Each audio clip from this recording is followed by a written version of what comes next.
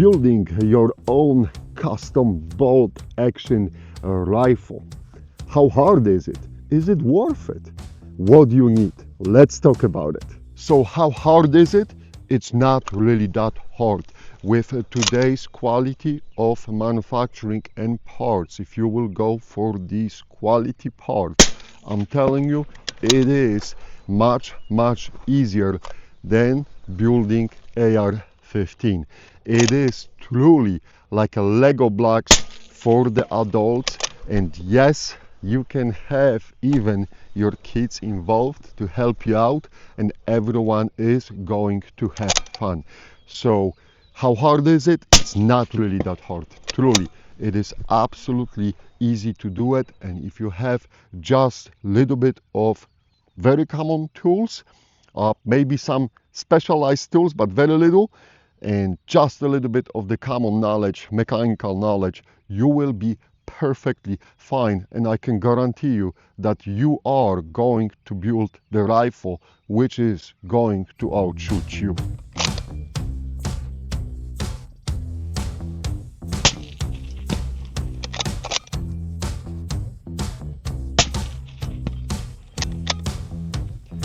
So what do you need for your custom build components wise? Of course, you are going to need to have a solid action, and think about the action as basically a heart of your future build. So here I have American Rifle Company coup de grace, which means, if you will translate it to English, the final shot, final blow. Interesting choice for the name for the action, but on this specific action I have over 1,000 rounds right now, and I am extremely happy with it. This is beautifully machined action, and it works great interfaces with the chassis and the barrel, which I choose perfectly fine. But I'm not telling you to buy the American Rifle Company actions. Plenty of good actions to choose from. Look into the impact if you want to, for example, actions.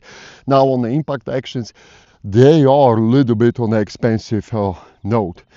That's why I went with the American Rifle Company, right? Equally good quality, but a little bit cheaper. Anyway, look at the type of the action first, what before you starting even building, because this will decide which way you want to go.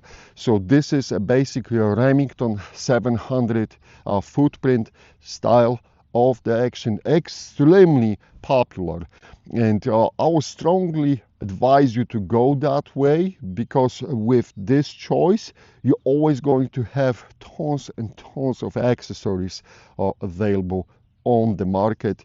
You don't have to look far, but of course if you are a big fan of Tikka actions and things like this, no problem whatsoever, you can build your rifle around the Tikka action. Excellent actions as well.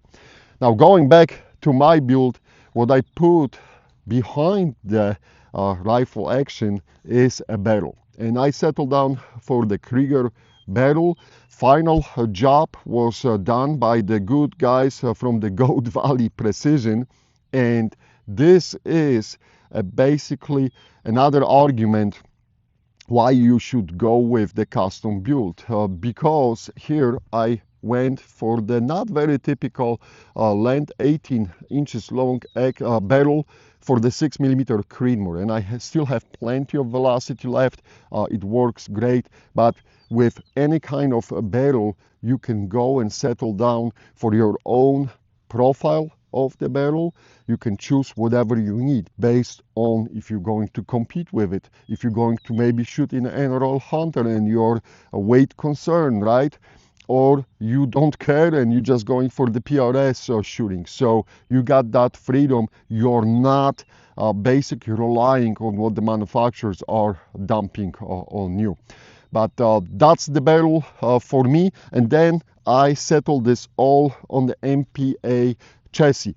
Now this is not bad chassis, but I will probably seek to upgrade the chassis. I do not like that chassis very much. It is not bad. It has the folding stock, which I always look This is a nice feature to have, especially if you're traveling with the rifle, right? Because of the smaller footprint and everything.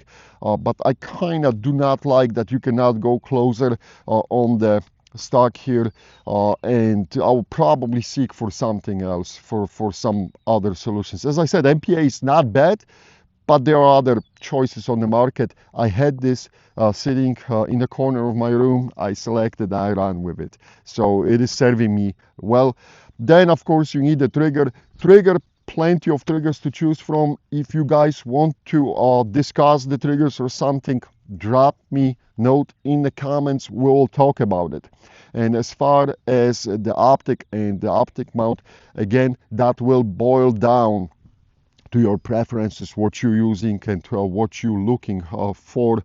That's like with any, even the basic, from the basic manufacturer rifle, right? You have to put some optic on it, and rest is just accessories, the levels or bridges. If you, this is another point about the chassis, guys. Look, if you could put the bridge for either night vision or some accessories up front, that should be always something to look for.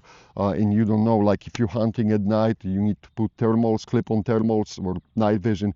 It's nice to have some sort of the bridge. And for the suppressor, I forgot to talk about this. On this rifle, this is a PTR Industries Event 1, which you may know it's in 308, but works great on this 6 millimeter Creedmoor build. Extremely quiet. But as far as a components, that's pretty much it, and you have a full freedom to select and go any route you want to go. Now let's talk about it, what you will need in form of tools to build the rifle like this.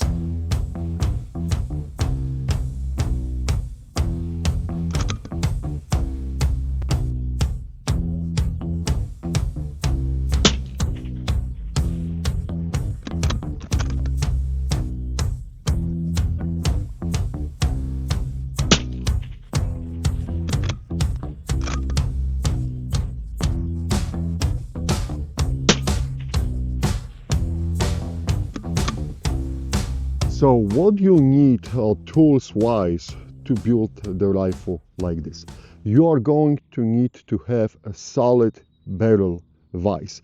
I'm using the Short Action Customs barrel vise, very affordable. It's completely modular, and I use that barrel vise even to remove the barrels from the World War II era Mausers and things like this. So that barrel vise works beautifully. Again, I'm not telling you to buy that one. Plenty of choices on the market. I'm just telling you what I'm using. And I purchased that one, so hey, nobody's sponsoring me, okay? Then you're going to need some torque wrench. And again, plenty of choices to go for the tools. Choose the one which has adjustable torque, of course, so you can connect it easily to your action wrench, which you're going to use the torque, the action to the barrel, barrel to the action, either way, right? So you need to have something. Make sure it's long enough so you have enough arm to pull and force to either tight or untight the action from the barrel. So these two are probably going to be the most expensive for you to buy at the beginning. But then remember, guys, in the long run, you just need to purchase those tools once, and that's it. So they will just basically keep paying off after the few uses, because you don't have to rely on any gunsmith services or anything like that to do that kind of job, like changing your own barrel. And trust me, if you're shooting those aggressive kind of new cartridges, they are eating up barrels really fast. So if you're shooting a lot, this is something what you have to watch out for. Now, with the torque wrench and the barrel vise pretty much in your pocket, that's it. It is always nice to have a good set of screwdrivers, baits and things like this, but that you're going to need to have that anyway when you are setting up your own, when you're purchasing even manufacturer made chassis and things like this, right? So you should have those basic common tools for setting up the scopes and so on. You're going to need to have a set of go and no-go gauges for your calibers, whatever you're running, as far as your choice, what you're connecting to the rifle action, what kind of barrel. So you need to have the go and no-go gauges for those cartridges. Again, this is the one-time expense. They are not very expensive, and this is another big yes in favor of going with your own custom build, because you can keep swapping cartridges basically on a short action or long action. You can keep playing with those calibers fairly easily. So in my eyes, yes, if you're shooting a lot, if you competing and going to competitions and you're putting a lot of rounds down the pipe, definitely I would strongly suggest to start building your own rifles.